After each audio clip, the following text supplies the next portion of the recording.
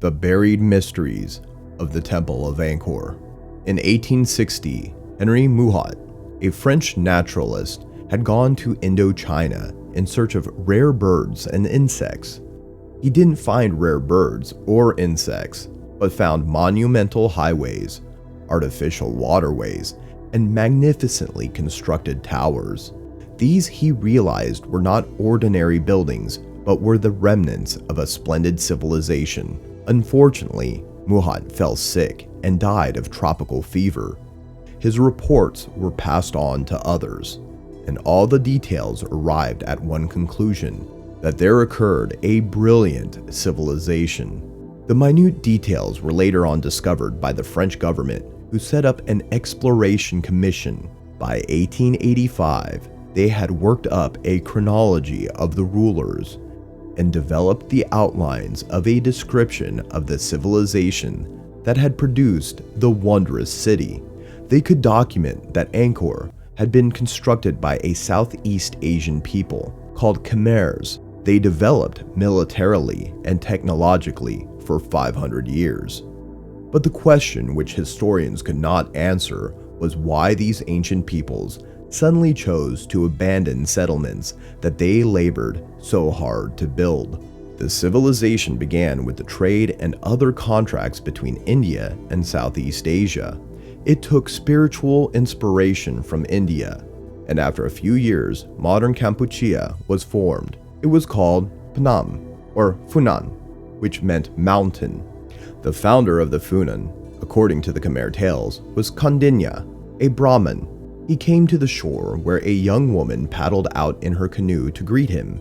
She was Queen Willowleaf, ruler of the country and daughter of a serpent deity. She was against Kondinya, so she seized his ship, but Kondinya proved to be more powerful. He shot a magic arrow into her craft. The queen realized that she was no match for him, so she made peace with him, and shortly afterwards, the two married. And from their union were born the ancestors of Funan rulers and generations of Khmer rulers. The kingdom progressed for 5 centuries, and then around 550 AD, the Funan kingdom was overthrown by Jayavarman II. With him started the brilliant Khmer Empire and a royal dynasty. This dynasty flourished for more than 600 years. Jayavarman, meaning protector of victory, was a military genius. He ruled for 48 years and unified the state and kept the state militarily strong. He set up a new capital on the mountain of Kulin. There he brought an Indian skilled in magic science to exorcise all foreign demons and to establish the protection of his empire by Lord Shiva. And to make his position all-powerful, he declared himself as the God King, the incarnation of Shiva. The concept provided the mantle of legitimacy for 30 Khmer kings. It also became the inspirating force behind the feverish buildings which created the urban complex on and above the plain of Angkor. The civilization of Angkor was unique as it was a mixture of 2 influences, Indian and Javanese. It was built with sandstone and laterite. The rectangular structure, 2,800 by 3,800 feet, faces west. In Hindu belief, the direction taken by the dead when going to their next life. Jayavarman created a hereditary office of high priests to assist in the task of administration. With him, Jayavarman established a religious hierarchy to supervise every aspect of national life. Jayavarman was followed by his nephew, Indravarman I. He ruled for 11 years and solidified his empire by building barrages and raised water storage lakes. With the facility of storage water, the condition of peasants improved. They could irrigate their land throughout the year. Indravarman's son and successor, Yasovarman I, also did much for the good of the kingdom. He constructed a funerary temple in the middle of a lake. He also created a stone pyramid and a barrage to the east of the royal city, nearly 5 square miles in size. Thus, the construction work continued from generation to generation, and the empire continued to prosper. Yasovarman was followed by Suryavarman, who kept the torch of progress burning. Between 900 and 1200, Angkor achieved great prominence because of the rise of impressive temples in Angkor, including the famous temple that became known as Angkor Wat.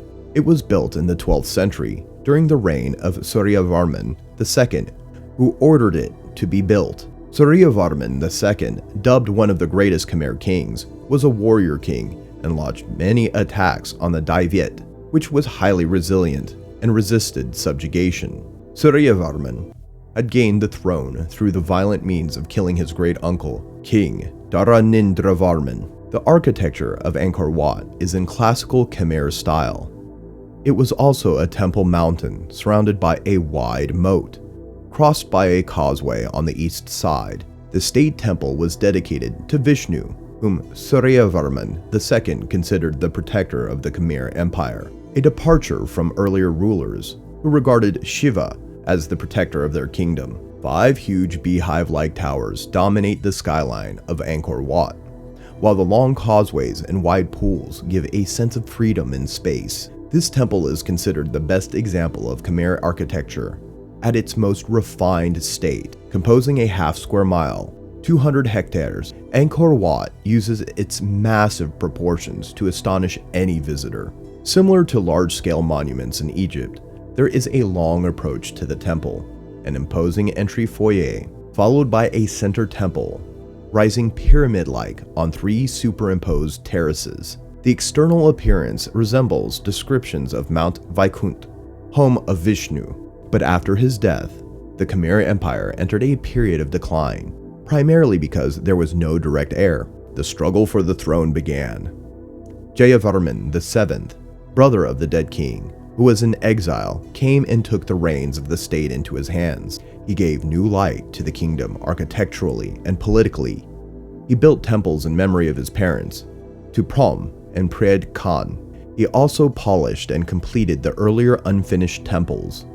He dedicated a temple to himself and the Buddha, called Bayon. The Bayon represented changes in architectural construction.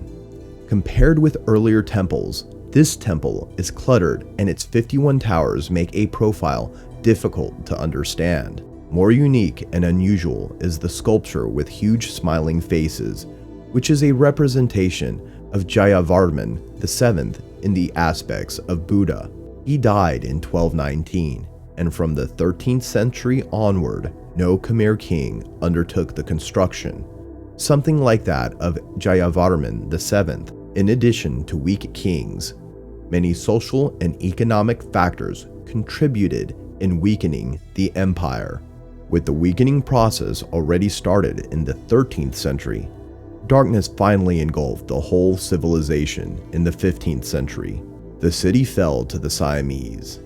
The end came about in 7 months, and Siamese returned with much loot and plunder. The Siamese returned the next year, but by that time the entire city was deserted. There was no trace that civilization ever flourished in the jungles of Angkor. Where did the people disappear? Why didn't the people with such a splendid civilization and culture fight back? These are some of the questions which are still inviting the attention of the archaeologists and historians to carry out more research. If you enjoy this video and want to see more like it, please consider subscribing to us and hitting the like button. Feel free to write a comment below and suggest which theory you want to see next. If you'd like to further support this channel, please consider joining. Our membership link will be found in the description box below. We appreciate your support, and as always, thanks for watching.